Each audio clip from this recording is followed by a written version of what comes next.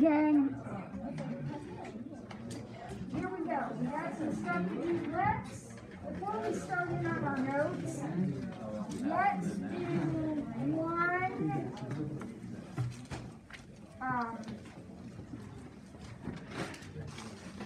problem to kind of get us back into the swing of what we were doing yesterday. So let's do one more of those problems. How about something like 3x plus y to the, let's not make it too big, let's say the fourth, okay?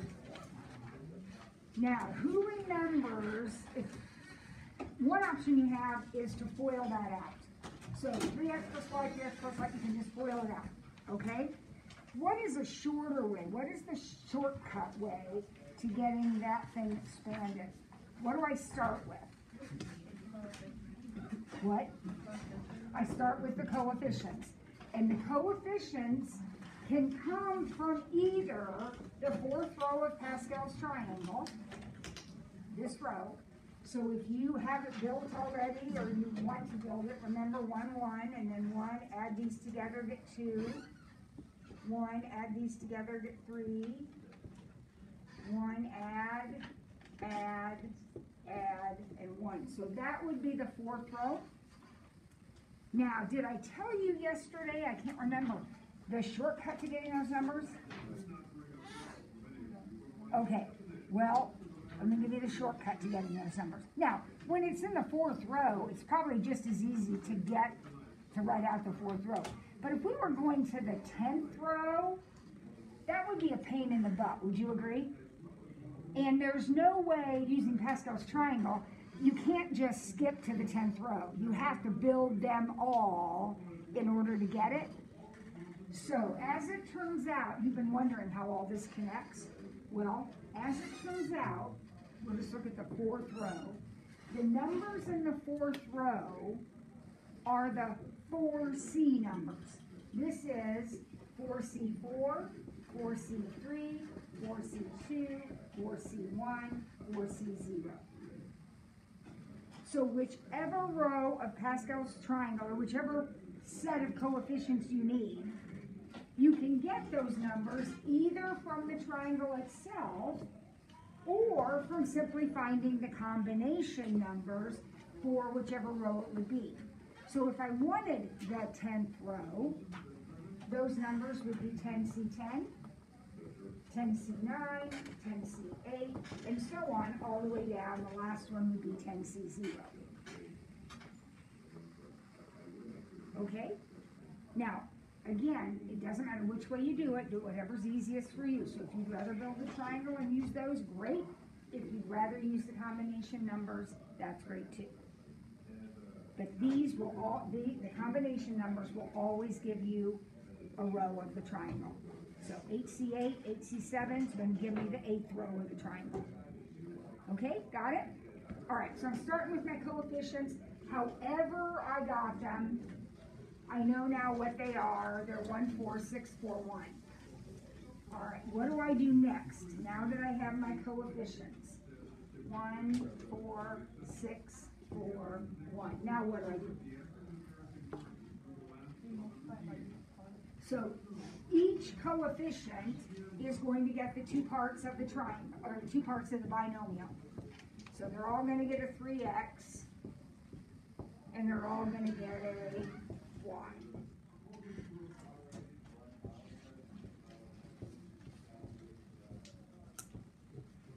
All right, and then what?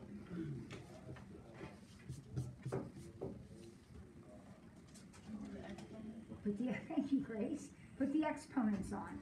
I got to put the exponents on. So, my first exponent on my first term, my first piece of my binomial, will be 4. And then they're going to count down. And then the same thing is going to happen to the y's in the other direction. And then again, I don't know if we made this observation yesterday, but we'll make it now. Look at each term. What do you notice about the sum of the exponents in each term? It's 4. So the exponents are always going to add up to whatever power You're going to. That'll come in handy here in a minute. All right, now these are all separate terms. They're all ready to go. All we have to do now is simplify them. And remember that within each term, everything's getting multiplied.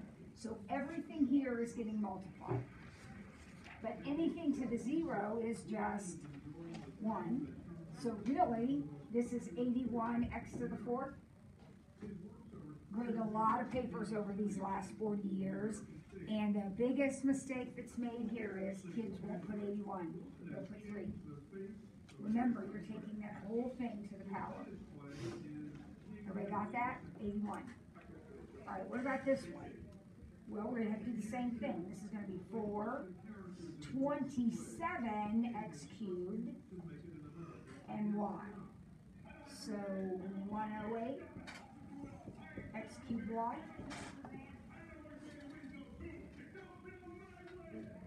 Same thing here. 6 times 9x squared times y squared. 54x squared y squared. 12xy cubed. And then on the end, just y to the 4th. Does anybody have a question about any of the steps of that, or how we got that answer? That's review from yesterday. Now today, if you look at where we are in our notes, you'll see that we're doing sort of the same thing. But instead of finding the whole expansion, we're going to find only one term. Okay? This is better than a nap, Michael. This is better. So let's look at x plus y to the 10. And thank goodness we're not multiplying it all out. But we want the 4th term.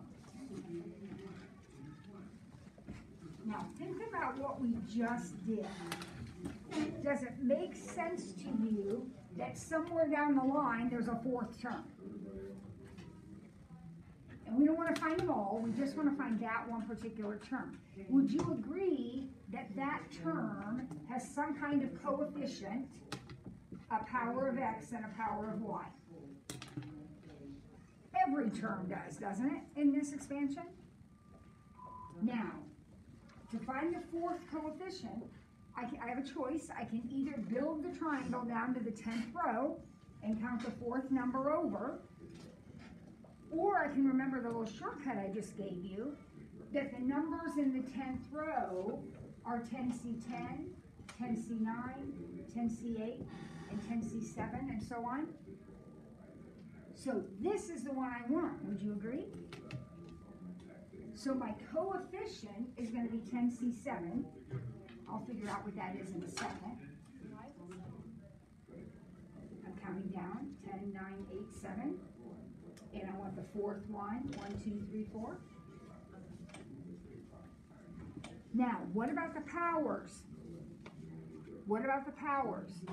Well, if I were to do the whole thing, what would the power on x be in the first term? In the very first term, the power on x would be 10.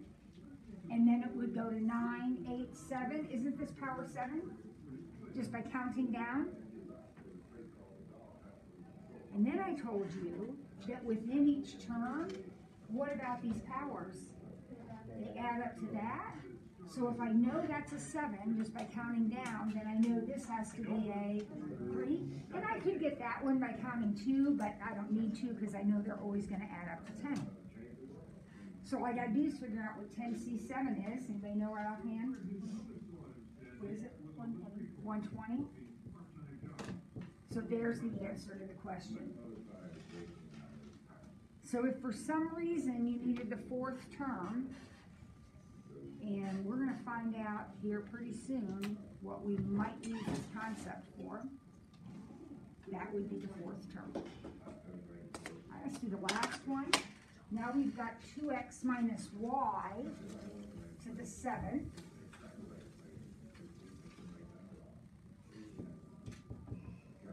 And we want to find the 3rd term.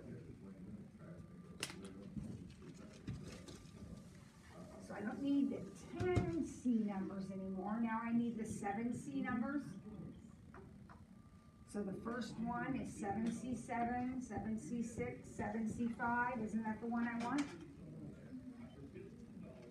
So 7C5, is that 21? So that coefficient is going to be 21.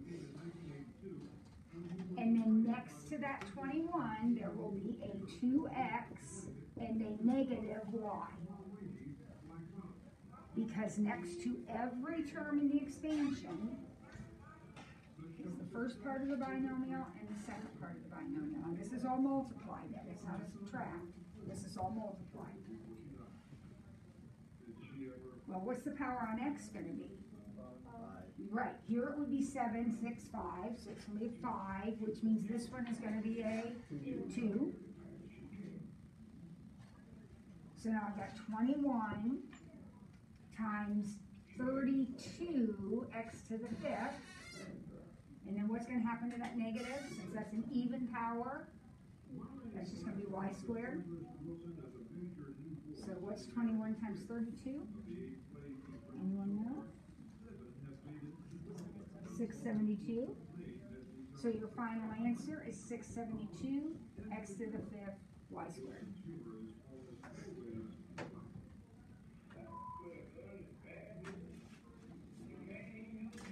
Okay. Let's look at this next problem. Find the probability, oh my gosh, this looks totally different now. Find the probability of rolling a die 5 times and getting exactly 1 3. So you think about rolling a die 5 times. Let's start with ones. What's the probability of getting a 3 if you roll a die once? 1/6. Is that cool with everybody? Pretty basic probability. So the probability of getting a 3 is 1/6. So the probability of not getting a 3 is 5/6. Those are like the two pieces of the binomial. Instead of having an x and a y, we have a 3 and a not 3. Okay? And we're going to do this experiment 5 times. So if we look at the 5th row of the triangle, which I have memorized just because I do it all the time. You don't ever have to memorize it. At the same time, I'll just write it down. Here are this is the 5th row of the triangle. Okay? In a, what we call a binomial probability, and what binomial probability is, if you, there's 2 outcomes. If I roll that die, I'm either going to get a 3 or I'm not going to get a 3. Right? Get a 3, don't get a 3. When you guess at a true and false question, you either get it right or you don't get it right. Those are called binomial situations. There's only 2 outcomes.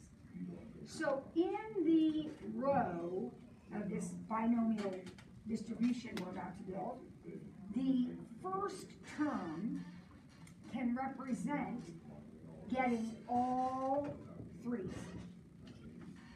In other words, if we think about it in terms of the exponent, this would be like the x to the 5th term, all 5 x's. Well, this is all 3's, so that would be 5 3's. This would be 4 3's, 3 3's, 2 3's, 1 3, and no 3's. So these correspond to like the exponents on the x's. You see what I'm saying, how the exponents go down? Well, if I roll a die 5 times, I can get all 3's. 4 of them can be 3's, 3 of them can be 3's, 2 of them, 1 of them, or none of them can be 3's. Okay? Now, we want exactly 1 3. So this is what we're looking at. That is the term we're looking at. The coefficient is a 5. The probability of a 3, you said, was 1/6. And and the probability of not a 3 is 5/6. Now, how many 3s do we want to get? In this particular problem, we only want to get 1, which automatically means then we're going to get 4 not 3s. This is identical to what we've been doing, only before we had x's and y's. But the concept is the same. So I'll just multiply all that together, and that will be the probability. Now, when you put this into your calculator, if you are raising a fraction to a power, make sure you're putting that fraction in parentheses. So 5 times 1/6 times parentheses, 5 divided by 6 raised to the 4th. And the answer is 0.4019 or 40.19%. So if you were to roll a die 5 times, the probability you get only 1 3 is about 40%.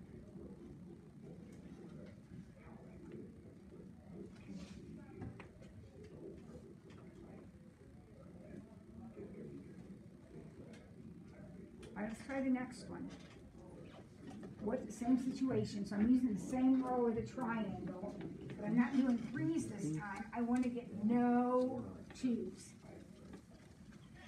I want to get no 2s. So when you roll that die, you're either going to get a 2 or you're not going to get a 2. Where will I look, coefficient-wise, if I want no 2s, 0 2s? Where am I going to look? At the end down here? Because this would be all 5 2s, 4, 3, 2, 1, 0 2. So this is my coefficient, no 2s. The probability of getting a 2 is still 1/6, and not a 2 is still 5/6. That hasn't changed.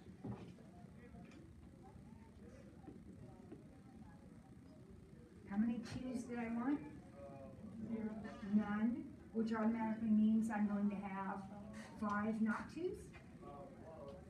So I can type that in on my calculator. Remember, anything with a 0 is 1, so you're really not even worried about that part.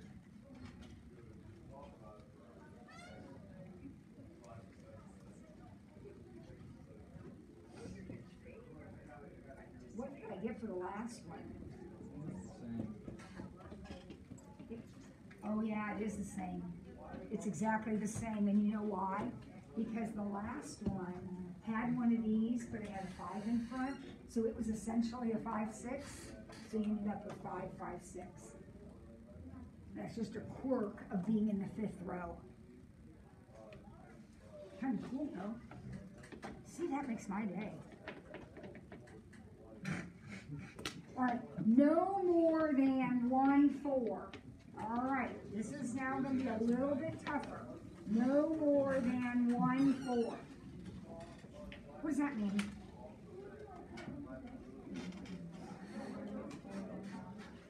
Well, I could get 1 4, or I could get no 4s, right?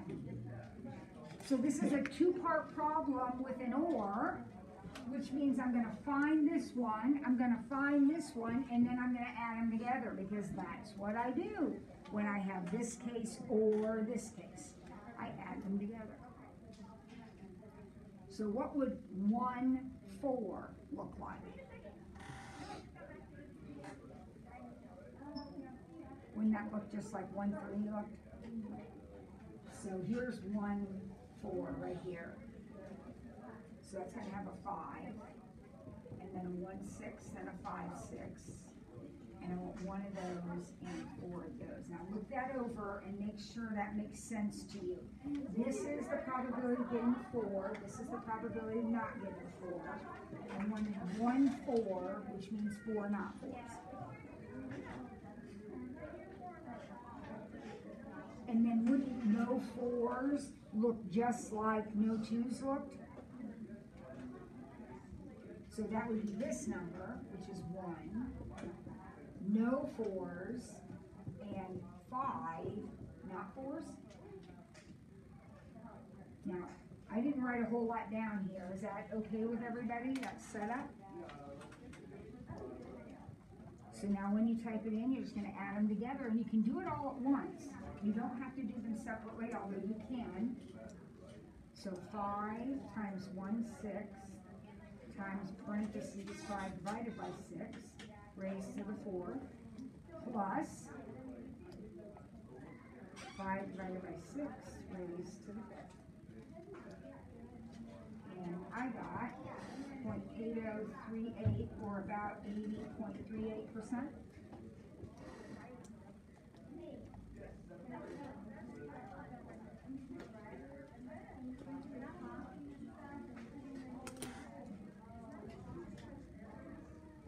Everybody still with the program?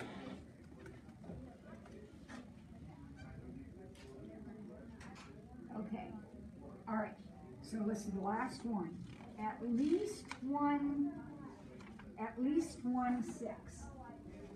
At least 1 6. What does that mean? You're going to die 5 times. You want to get at least 1 6. What's that mean? You can get 1, or you could get 2, or you could get 3, or you could get 4, or you could get 5. Oh my gosh, George made a face, and I have no idea what he made a face for, but this would make, you should make a face for this, because that's a lot. That would be, this is 5 6s, this is 4 6s, 3 6s, 2 6s, 1 6, and no 6, right? So basically, if we say at least 1 6, aren't we talking about all of those possibilities right there? You can do it that way, but I'm going to backdoor it. I'm going to do it this way. Isn't this problem really asking me to find the probability of everything except no 6s? So what if I found the probability of no 6s and subtracted it from 100%?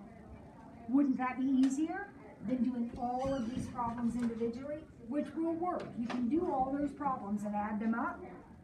But since this is the only one I don't want, I'll find that percentage and subtract it from 100. So if that's 10%, then the probability of all that has to be 90%, right? Okay, so let's find this. No 6s. So my coefficient's 1. My probability of a 6 is 1/6, but I don't want any of those. And my probability of not a 6 is 5/6, and I want 5 of those. Now, anything with a 0 is 1, so I'm not worried about that. So for like the 16th time today, I'm going to do 5 divided by 6, raised to the 5th. And I got our good old 40.19%. So I'll subtract that from 1, and the answer, all of this, all of the rest of this is that. All the rest of it then is 59.81%.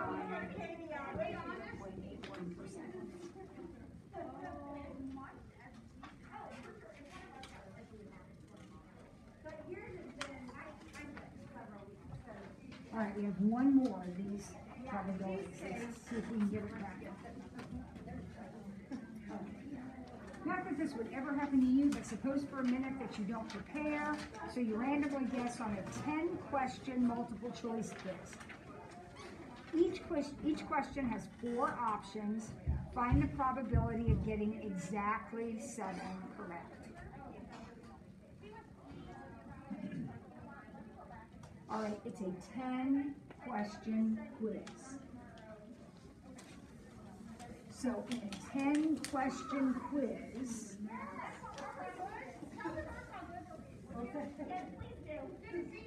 (10C10) would represent, there's 10 questions, and this would be 10 correct. And then the next coefficient would be 10C9, and that would be 9 correct.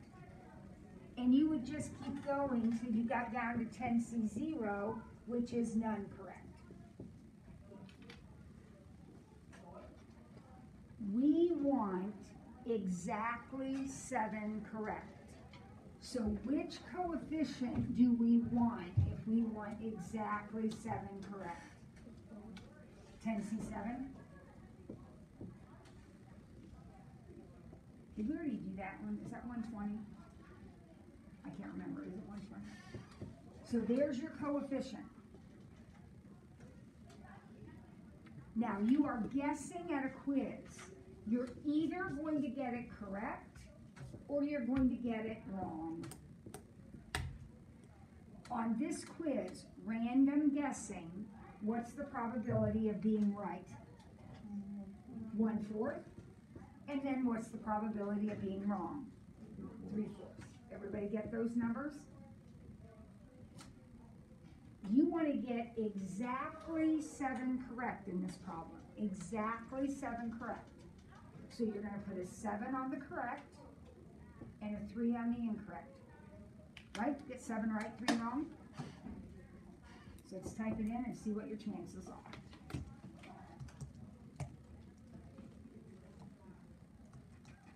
By the way, with fractions like this, if it's easier for you to put 0.25 and 0.75, that's perfectly okay.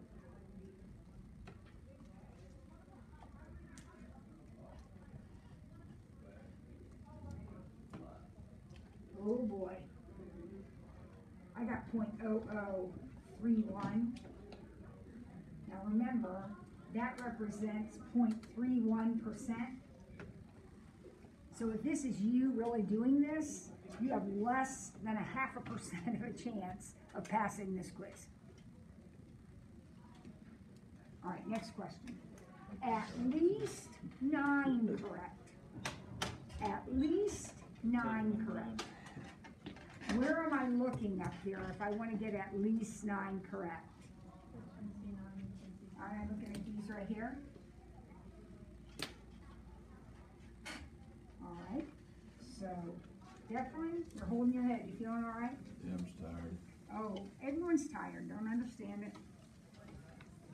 But let's see, Declan, can you tell me? I need to do both of these terms because I want at least 9 correct. Mm-hmm. So what would all 10 correct look like? I forget the number with the triangle thing.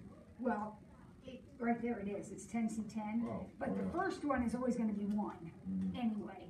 But yeah, it's 10C10. That's 10 questions, all 10 correct. That's a 1. And then next to that will go a 1/4 and a 3/4 because those are the probabilities in this problem, right, wrong. I want 10 rights and no wrongs. So that is going to give me my first term. Or I could get 9 correct. Now, 10C9 is going to be 10. And that's going to be 1/4 to the 9th and 3/4 to the first. That's 9 right and 1 wrong. And that's going to be the answer. It's not going to be very big either.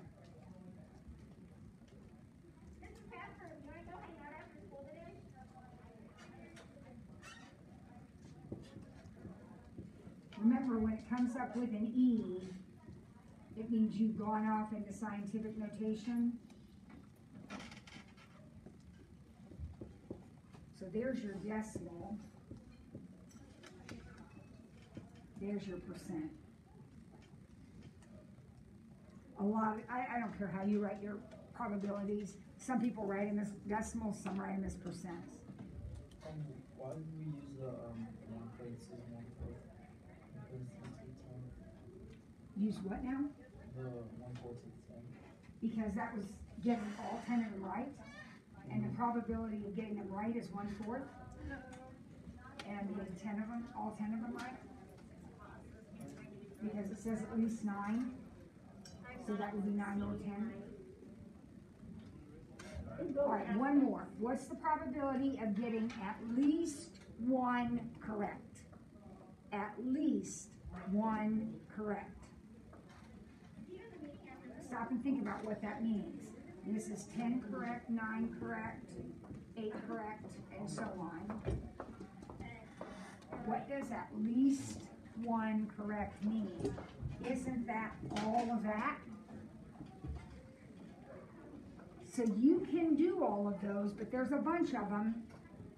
So again, it might be easier to do no correct, find the probability of missing them all, and then 100 minus that would be your answer. Right? Someone nod or something? Yes, okay. So let's do no correct. What would no correct look like? Well, 10C0, the last number in the row is going to be 1, but if you're more comfortable, type it in, 10C0. And then correct and incorrect, but I want to miss them all. Miss them all. So that would be 3/4 to the 10. So what's that? I got about 5.6%. So I'll subtract that from 100. And all of this is going to add up to 0.9437, or about 94.37%. So the probability of your guessing at least 1 correct is about 94.37. 1 minus this. Does that make sense? All right. Yesterday, did we talk about the formula for combinations? I think we did. Did we talk about how to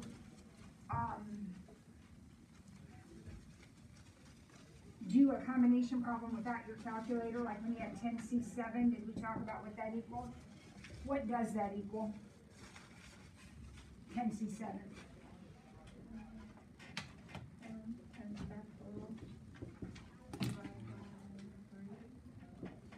And 7, yeah, with a combination it's both.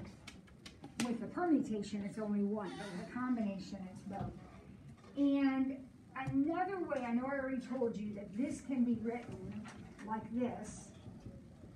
It can actually also be written like this. When you see a parentheses with 2 numbers stacked vertically like that, that's automatically a combination. In math, combinations are used way more than permutations, and so this is kind of a little shorthand notation. That means combination. So these all mean the same thing, and they all equal that. So when I look at this next one, we're not going to get it done because it's going to be a little bit wild, but let's at least get it set up. This right here, NR, that is the combination of n things taken r at a time. That's what that means. What would our formula say about this? What would this be in terms of the formula with the letters? Well, what would go on top? N factorial. And what would go on the bottom? N minus r factorial and r factorial. And then, what would this look like? Do the same thing. Use your formula. What would that look like? What would the top be? N factorial. What would the bottom be? N minus r factorial. And then n minus r factorial. Right? Now, this is kind of messy. Can we clean that up at all? What is that? That's n minus n plus r. So isn't that just r factorial?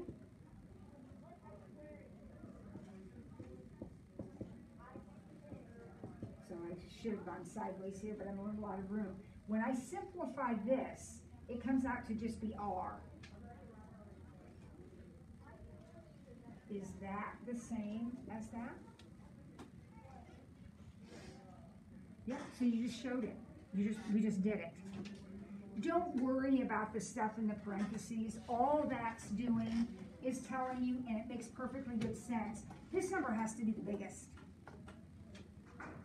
You can't have 5 things and choose 12. So N has to be bigger than R always, and they both have to be positive. So that's why the greater than 0 is there. All right, so we just did, we got through A, and we'll wait and do B tomorrow. Okay, this is the last time I see you, like for a long time, except juniors. Thank God the juniors are here, and any seniors. I hope some of you are still here.